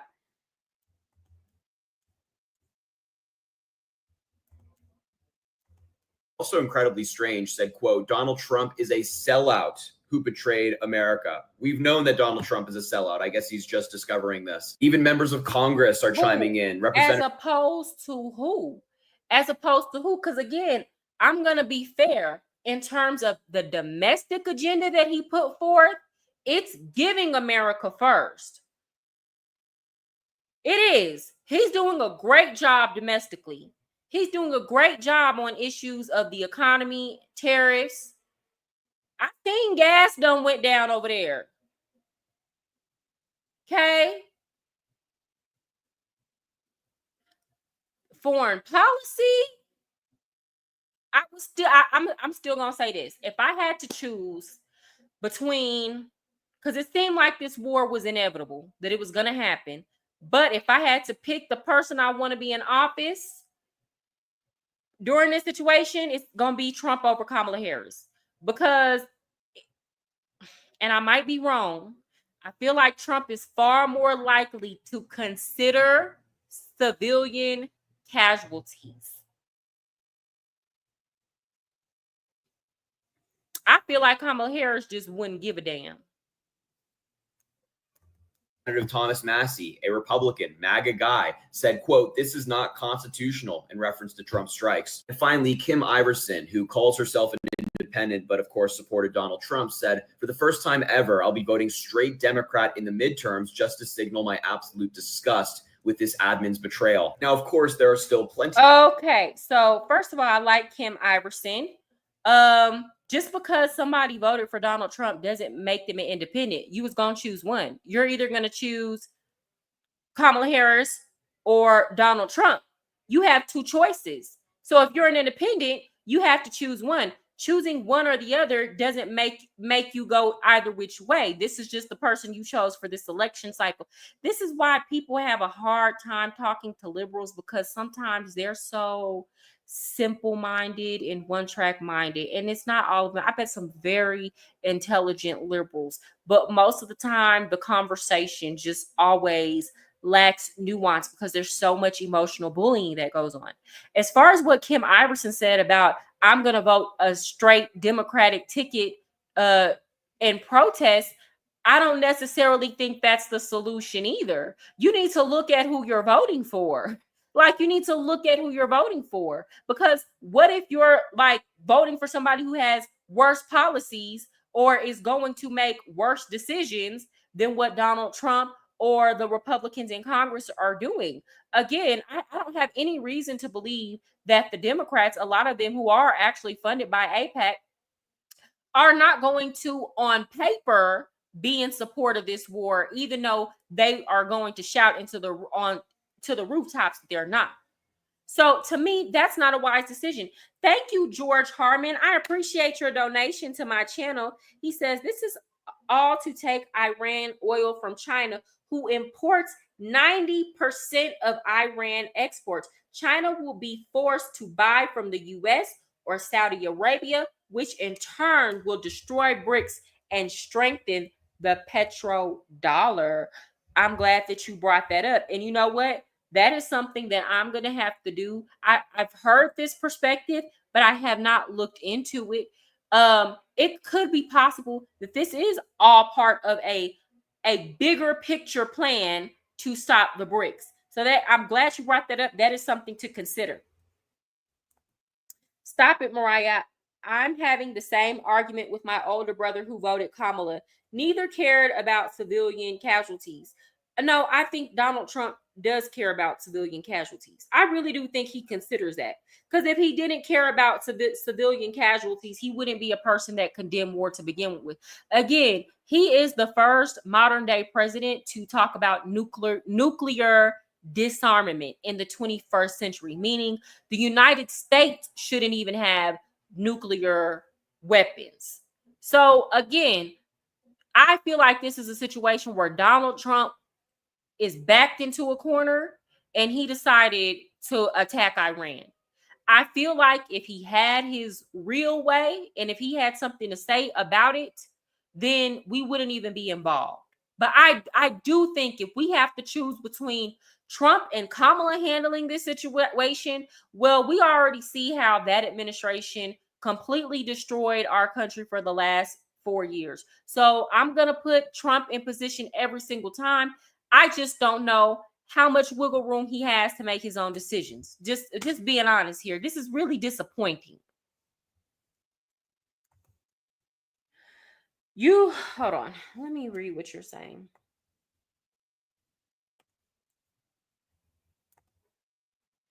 Most libs are too emotional to have an objective conversation with. They're very emotionally unstable. A lot of them need to be on medication.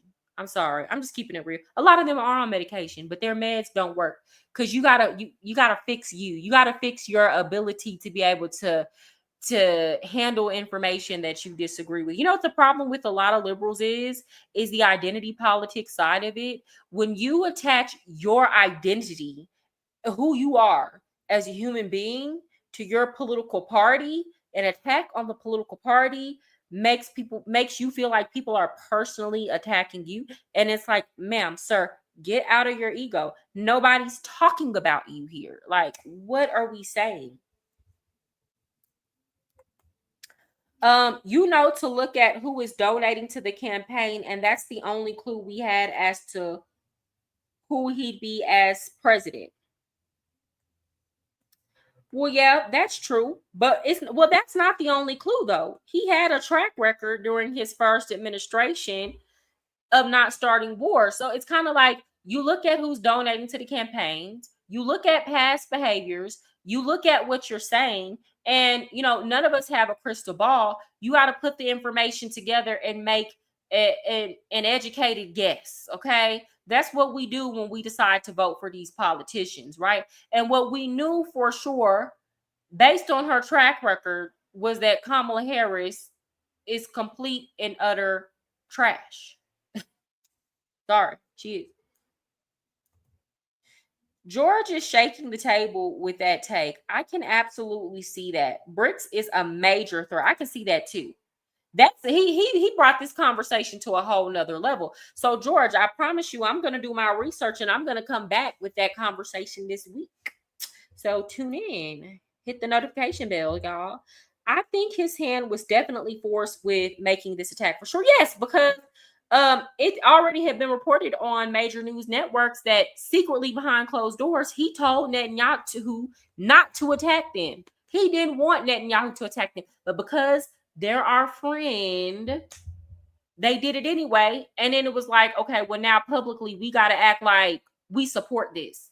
But I told you not to do it in the first place, which my response would have been the same that they gave Zelensky when he was in that Oval Office. Like, I wish the hell I would. Who are you? It's the entitlement for me. You think you're going to start a war and then I have to come to your defense? Are you crazy? You must be smoking crack. I couldn't decide if I was talking about Obama or Trump. Okay, I see what you're saying. Thank you so much. Okay, let me continue with this video. Of MAGA fans and MAGA influencers who are falling in line with Donald Trump. That would happen regardless of what he did. But there are quite a few people in his base that are really upset right now. I think Donald Trump has done himself quite a disservice. A bunch of MAGA. Now, I don't know this boy's politics. This is Harrison J.S. is on. Okay. I don't know him. Furious but at like, Donald Trump after he struck Iran. In these comments, somebody said, who is surprised? Kamala told us long ago. To all the MAGA supporters, this is your moment. Get to the front lines. It's your time to shine. Again, Kamala Harris was not offering any anti-war stance at all. At all. Donald Trump had a clear agenda, and he specifically said, no new wars. So all this Kamala this, Kamala that. Let me tell you something. Y'all can never step in my face and try to tell me I'm dumb for supporting Trump when you literally voted for somebody who should have been in a nursing home. You voted for a literal dementia patient, and you would have done it again had they not swapped Kamala Harris at the last minute. Like, you have no leg to stand on. Like, you cannot roast anybody. Like, are you crazy? I need people to think. Like, I would still be embarrassed for casting that vote. And like, the logic is, well, Donald Trump was so bad that we'd rather have a dementia patient. That is such a stupid take. You rather have somebody who doesn't have their faculties about them, and then you don't even know who's making the decisions. You don't even know the people's stance or what they stand for or their motives or anything. We don't know who was making the decisions the last 4 years, which is why the country went to hell in a handbasket. They love using human emotions to cover for the real deal. Exactly. I don't have time for it. Okay, guys, please hit the like button on your way in. Okay, so now I'm going to get to the story. Now, if you came here for the politics and you don't care about the celebrity drama, I feel no way about you clicking off. But real quick, I'm going to get to this story on Fat Joe. So for those of y'all who don't know Fat Joe, he is a rapper who was in Terror Squad. He's a rapper out of New York. Somebody who I actually really like. My camera's about to die, y'all. He has a son that I believe I think he has autism, right?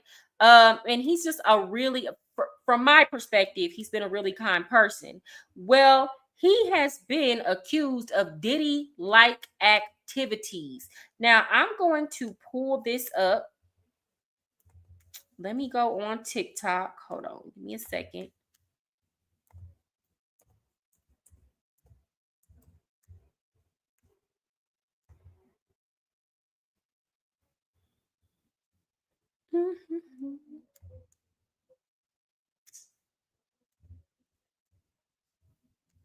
Here we go. So I'm going to pull up some of these exact allegations. And then we're going to head over to Tisa's channel. Y'all know, because she came with the tea. New at noon, rapper Fat Joe is being accused of sex acts with minors in a $20 million lawsuit. The rapper's real name is Joseph Cartagena. So he's being accused of S.A.ing minors, children. I would have never put that on Fat Joe. The man described as his hype man, Terrence T.A. Dixon, claims Cartagena, quote, had coercive labor exploitation, financial fraud, sexual manipulation, violent intimidation, and psychological coercion, end quote.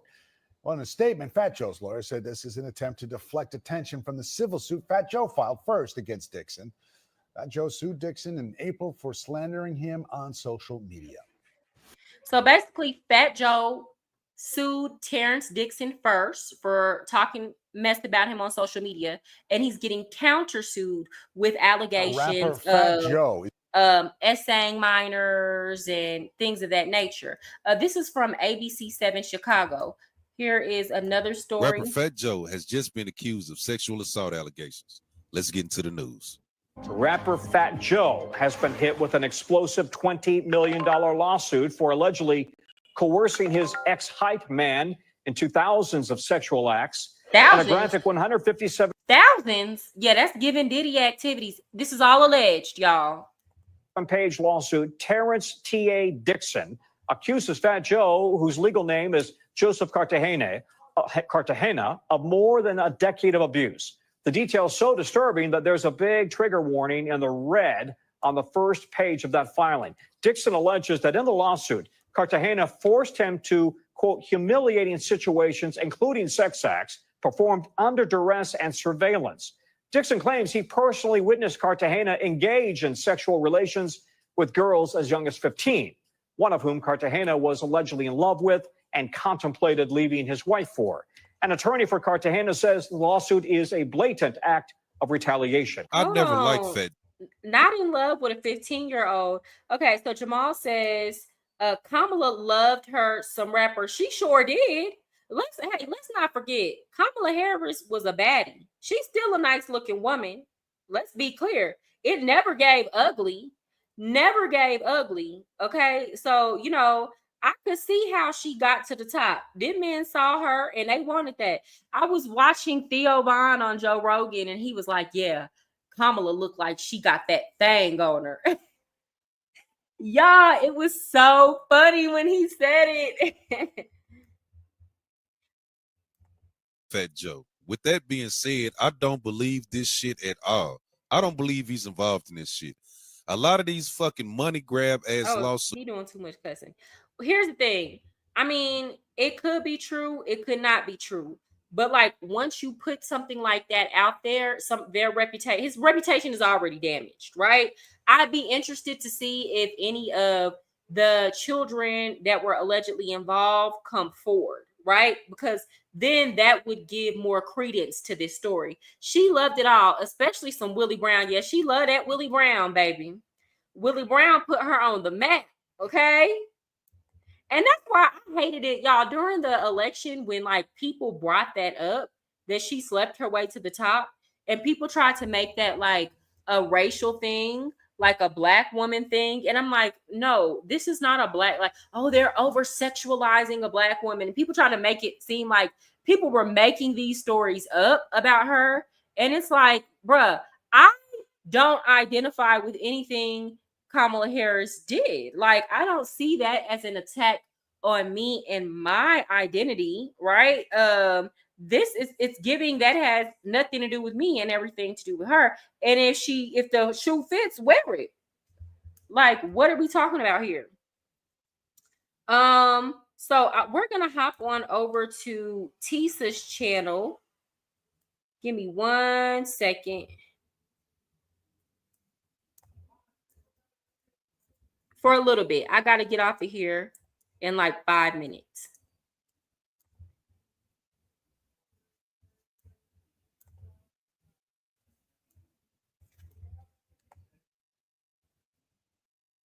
For those of y'all who don't watch Tisha Tells on YouTube, especially y'all who are like into politics and you're not too much into the drama side, this is an excellent channel. Okay, she's covering the P. Diddy case right now. Sit down and shut the door.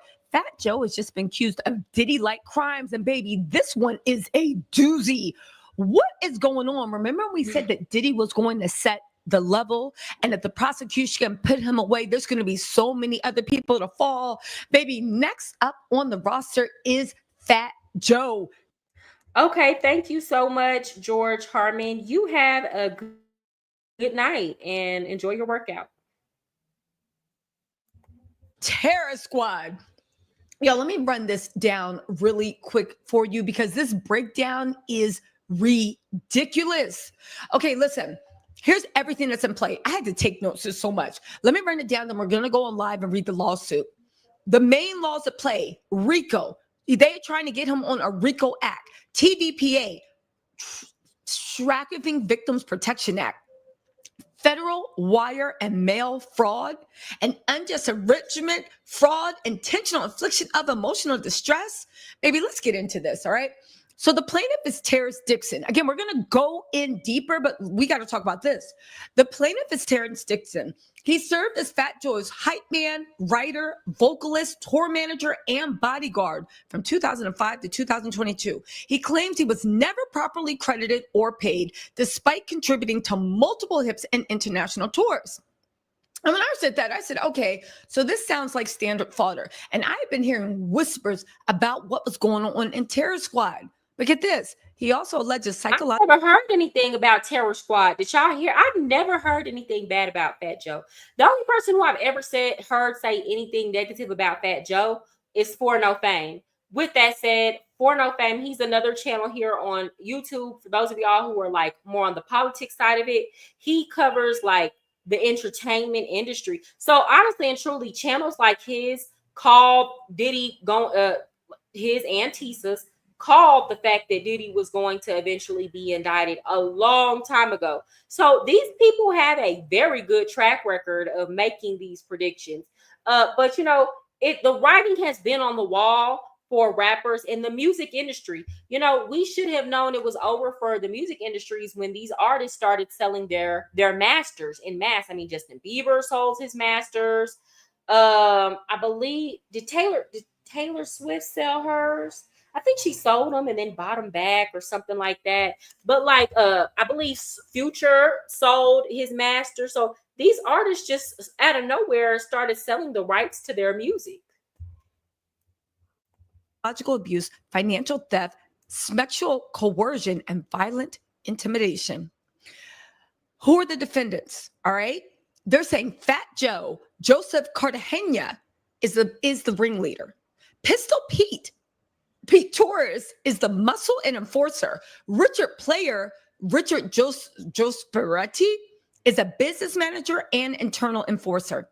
Who are you, and what is the purpose of your life? Which starseed are you? Only 1.2%. And Erica, there's Erica Moriera, is a fake lawyer who set up the shell companies for laundering money. Oh my God. Oh, dang. And get this. And Sneaker Addict Touring LLC and Slate Incorporated, the corporate front for fraud. They also got Rock Nation in here, but they're saying Rock Nation just benefited from the touring and whatnot. Well, Rock Nation is coming. That's coming. Now, here's the thing. This is starting out as a civil suit, but same thing that happened to P. Diddy. It started out as Cassie bringing forth a civil suit towards P. Diddy. And then the feds, who had already been looking into him and investigated the situation, that's when they moved in and raided his house. And then they brought forth their federal case. You know, the feds, they move very, very slow. They will watch you for a long time. But when they get their smoking gun, they make a move. But by the time the feds come for you, you're as good as God. They have everything that they need on you. So it is possible that this could incite a federal trial, like a federal case, if there's not something already in the works. I'll ask you the same thing I asked Tisa. You think they'll go after Jay again? Of course, that's coming. That's coming. And if y'all watch Sloan Bella, the psychic medium who predicted the downfall of Diddy and all of that, she already said before that last civil case about Jay-Z as the anger minor, she already said that this was not going to be the year that he goes down, that it's going to happen over a 3-year period. But I think that they are going to come for Jay-Z. Yeah, that's coming. That's in the works. Because y'all have to understand, even if Jay-Z wasn't on their radar, he's on their radar now because that girl brought forth that civil suit. He's got connections to Diddy. They were best friends. And then on top of that, Now you have this situation where Rock Nation is being brought up again in a civil suit. So if y'all, don't think that the feds have eyes on Jay-Z, I don't know what to tell you. Not the main RICO is Fat Joe. Okay, so here's the allegations: unpaid labor and song theft.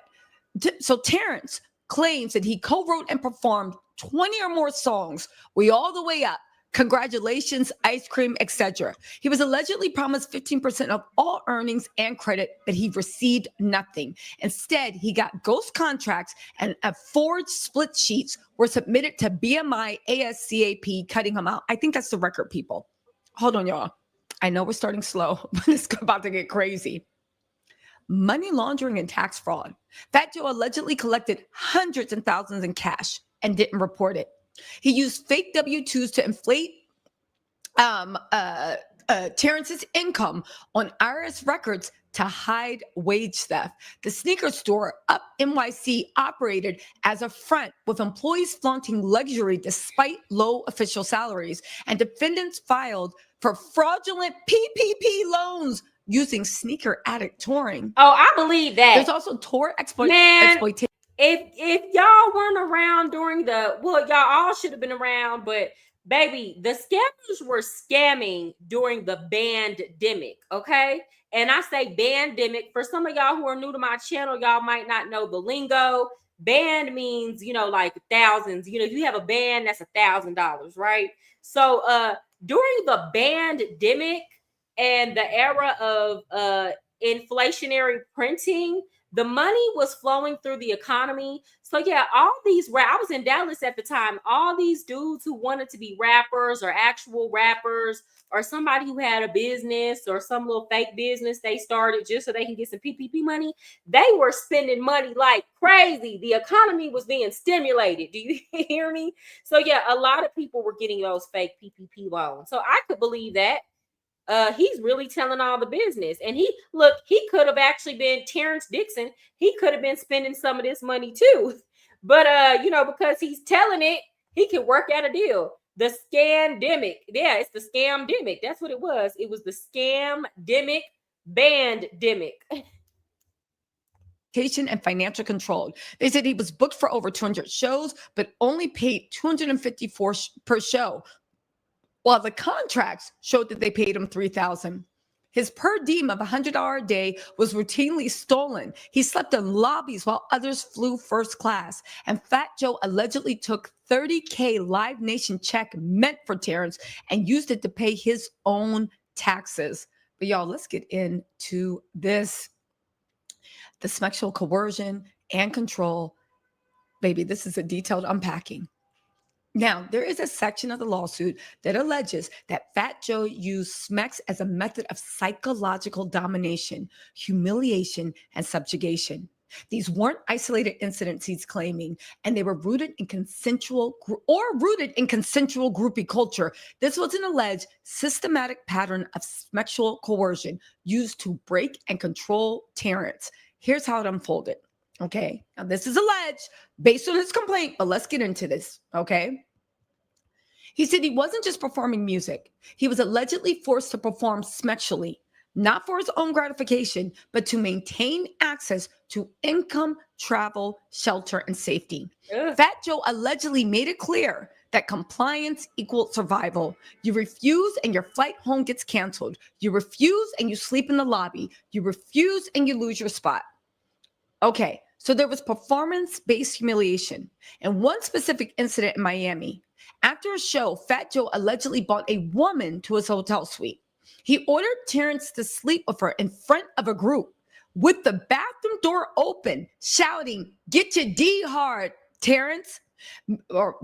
Wow. So I'm not going to play the whole thing because I've been on here for a while. Let me turn on my camera so y'all can see me before, while I close out. Give me a couple minutes.